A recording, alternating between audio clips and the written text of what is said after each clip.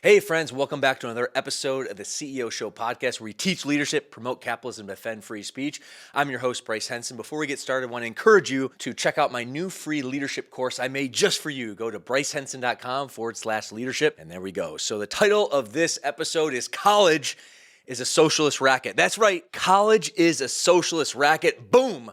Unpopular opinion, but hopefully I got your attention. But the truth is, this is a very serious topic of conversation, which I've been very excited to shoot this piece of content. And the fact of the matter is college has been a staple of the American dream for north of 75 years. And the big question is the American dream alive and well? I'm here to say, my friends, it is. It just needs to be revived, okay? But the fact of the matter is traditional college, working for one company for your life and depending on that pension for the entire life, those days are gone. In fact, traditional college, when I say traditional college, a 4-year general education or liberal arts degree, by and large, are enslaving college students. Now, I don't like to talk in absolutes, so we're going to break this down a bit, but the reality of the situation is going back to the American dream. There's two major issues or things that changed. Number one, monetary policy.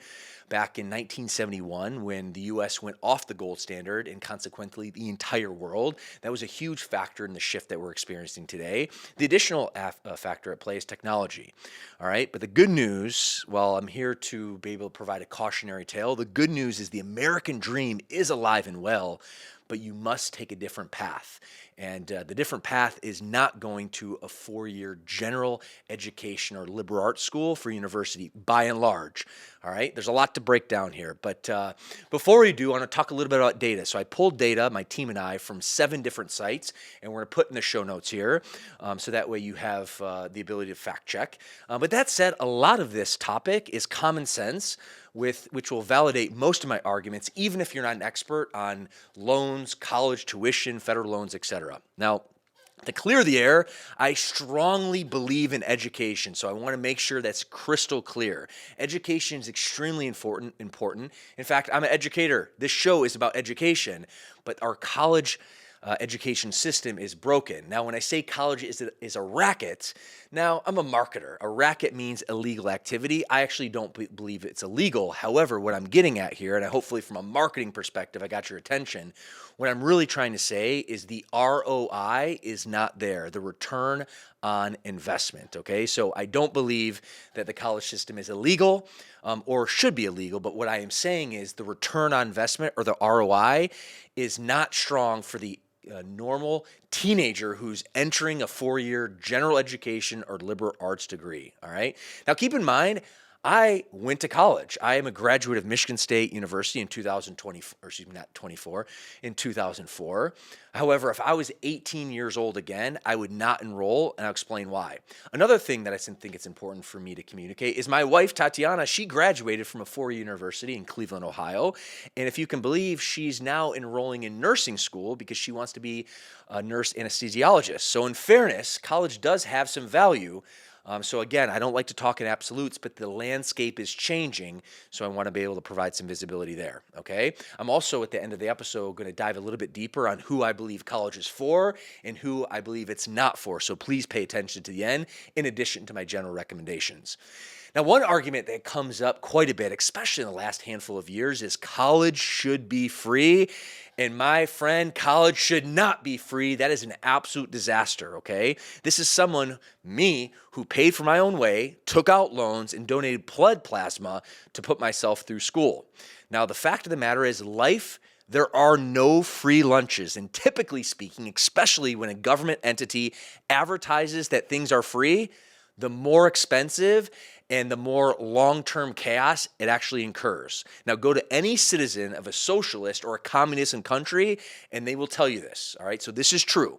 Now, I know that might not sound compassionate, but it's true, all right? And what I mean by this is life, liberty, and the pursuit of happiness are your God-given rights by your Creator. Man-made rights are nothing more than entitlements, all right? So what I mean by this is if you're giving the right to free education, guess what? That means you must pay for everyone else's education. All right, that is the system of kind of government protocol. So keep in mind, when the government promises you something for free, it's actually not free. In fact, it's the opposite. It's way more expensive and efficient long term. So when the government's saying, hey, you have free education, what that means is you have to pay for others' education, and that is not fair.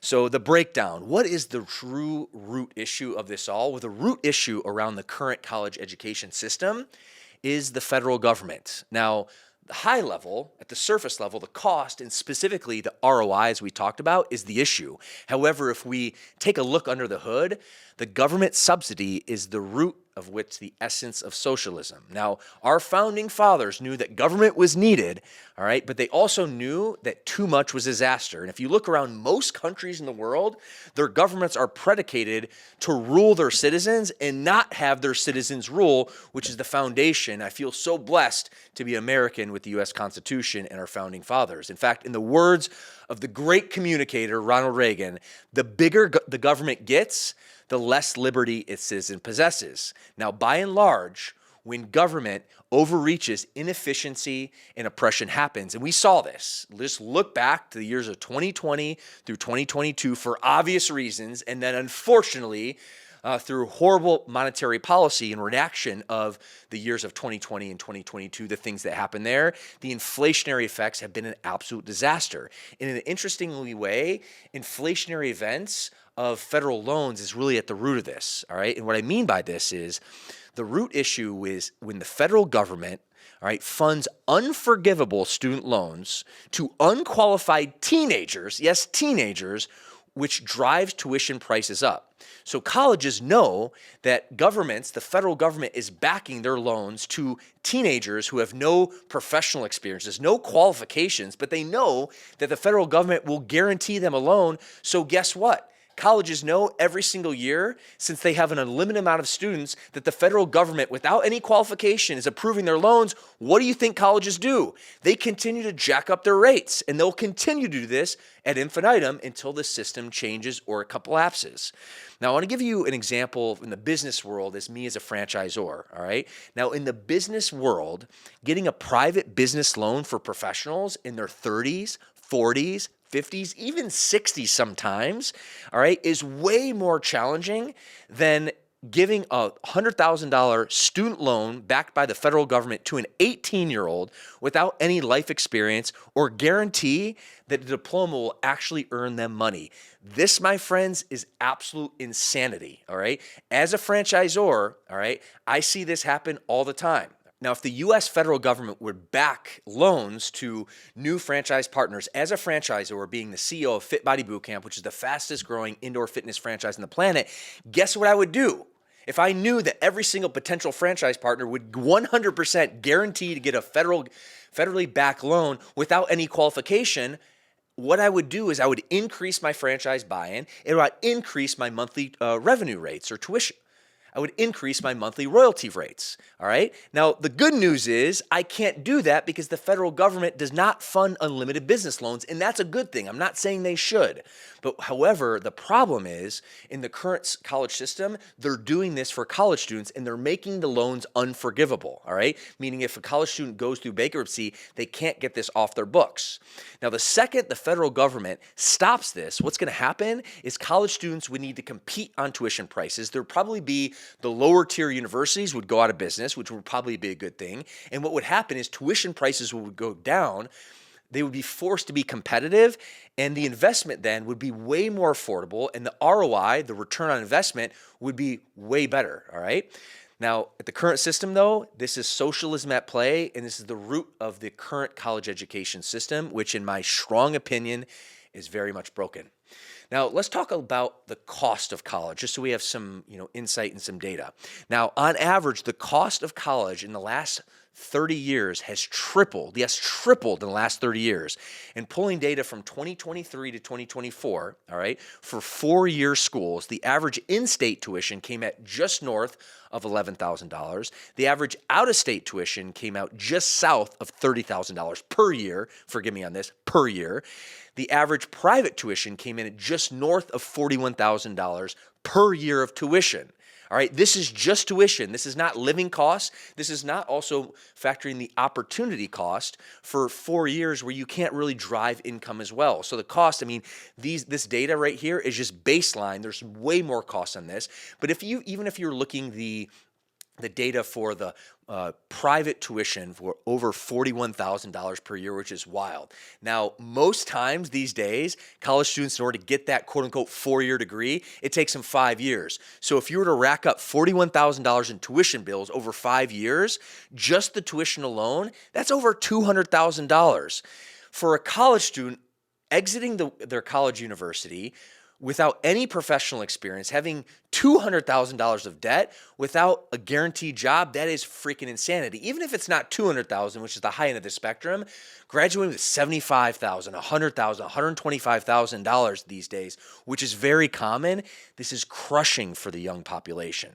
Now let's talk a little bit about college loans. I pulled up some data here, which the loan amounts are staggering, and this goes back into the question of the ROI and the question of the socialist system for the federal government backing these particular loans. Now, today, about 43 million adults in the U.S. collectively hold 1.5 trillion with a T in federal student loan debt. Now, an additional 119 billion with a B in private student loans. Now, the Federal Reserve's 2019 survey of consumer finances shows that the student debt-to-income ratios are rising, which is adding millions of U.S. households with a drag on their income that could last, projections say, well north of 20 years. Student loan debts have more than doubled just in the last 2 decades alone, and as of September 2023, 43 million U.S. borrowers collectively owed more than $1.6 trillion in federal student loans. And if you add in private loans, that number hits $1.7 trillion. Only mortgage debt has a higher loan amount at $12 trillion. So just to give this in perspective, because sometimes numerical values of millions, of billions, of trillions are just thrown out there, I want to give some perspective, the difference between a million, a billion, and a trillion, just to provide some insight, the crazy numbers we're talking about. So 1 million seconds ago was 11 days ago. 1 billion seconds ago with the B was 31 years ago. I was a 10-year-old boy 1 billion seconds ago.